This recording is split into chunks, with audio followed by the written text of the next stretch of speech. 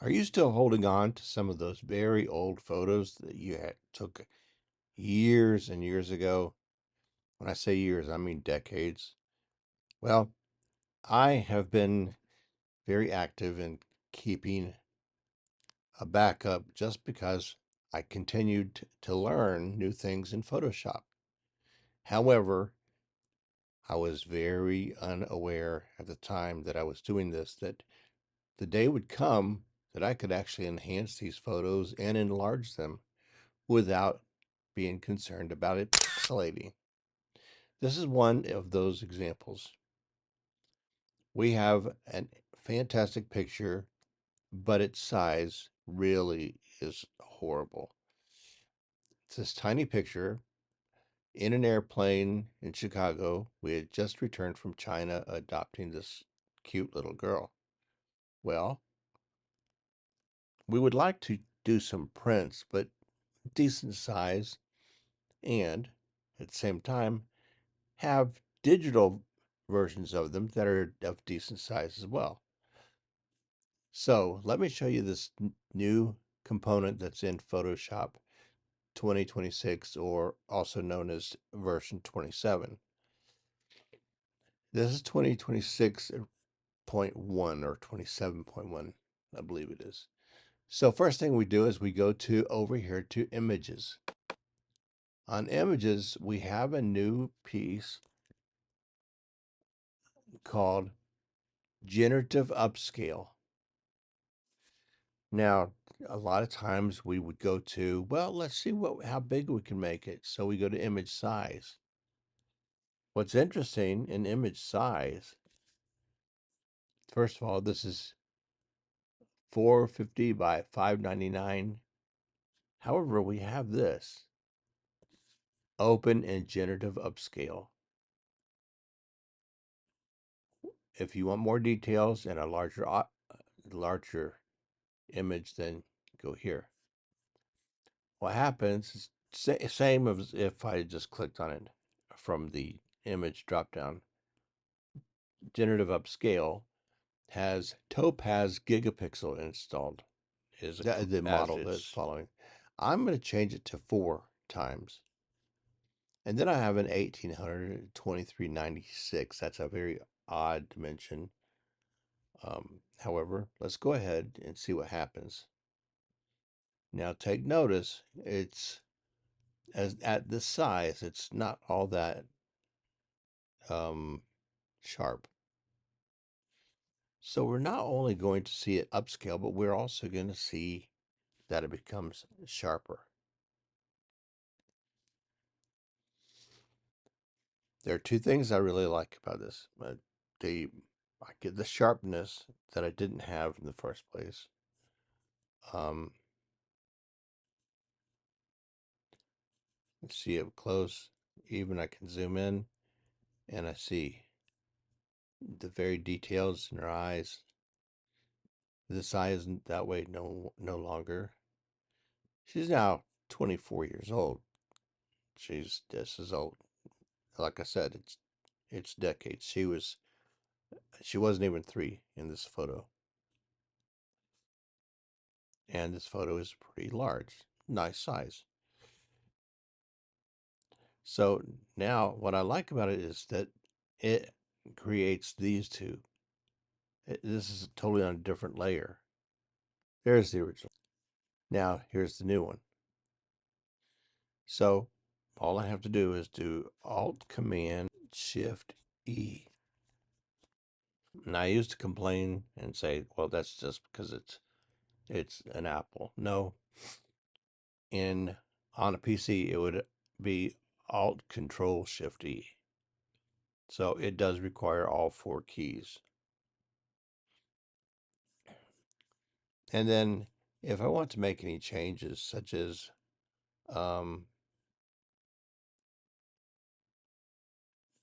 let's first select, okay, I'm going to do a Control A or Command A. That selects the full image.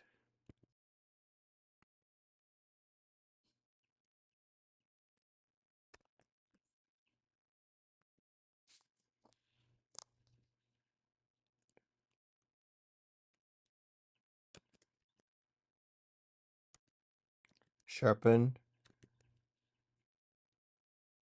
photo of the girl in the photo and keep same face and outfit.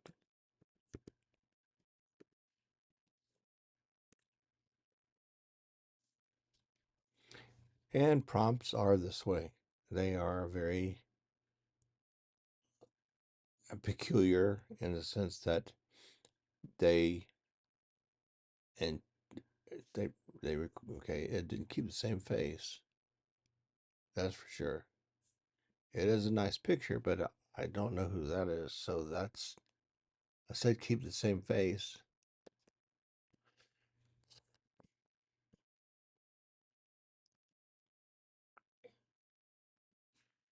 Alt Command Shift E. Alt Control Shift E. Also, um, let's look closer to the generative fill.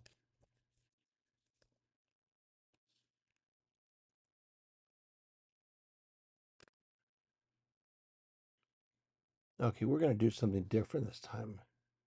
Oh, it's set on FI. Okay, I anticipated it was on Gemini, which does a much better job. Or FL, that was Firefly. Firefly, the newest version, 4 of Firefly, or 5, I'm not sure, 4, I believe. It does a much better job than what you just saw.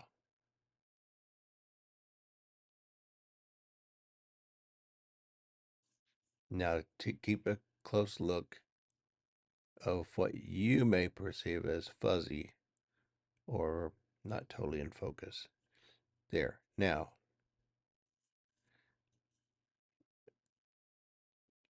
that's about as sharp and in focus as you can get without going too far. So you can see each strand of hair. Her little outfit is just right, sharp. You can see the flowers. So, upscale and then apply a prompt. So we just said sharpen the details. And we used Gemini. Gemini is going to give you, now there are 4 models in the new version, but Gemini seems to give you more of what you want. It's Gemini 2.5, 2.5, which they've just come out with. Uh, you're going to see some amazing things you can do um, with it. If this is helpful to you and you'd like to learn more and more, as things are coming out, I am doing videos. As I'm discovering more, I'm doing videos. I'm going to do one that's strictly on prompts. What are the requirements for prompts?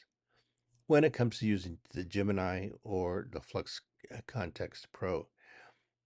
Firefly Image 3, that's still something that's coming along, and I'm going to upgrade today to the latest version. Now, if you want to learn more, as I was saying and interrupted myself, please um, subscribe. And if you like, please at least give me a thumbs up so I know that it's being useful. If it's not being useful, I don't want to keep going the same route. I'll change the way I'm going. But if you find it useful, please give it a like and subscribe, and you'll notice when my others have come out. There's a playlist that is just for Photoshop 2026. So please, um, when you go to when you're in my site, go to the channel and you'll find this within the playlist, along with about 6 others right now, and I am continuing to grow my collection and the collection that I'm making public. If there is something in particular that you would like to see more of, please let me know. I would greatly appreciate that, and then I can go down that path and give you some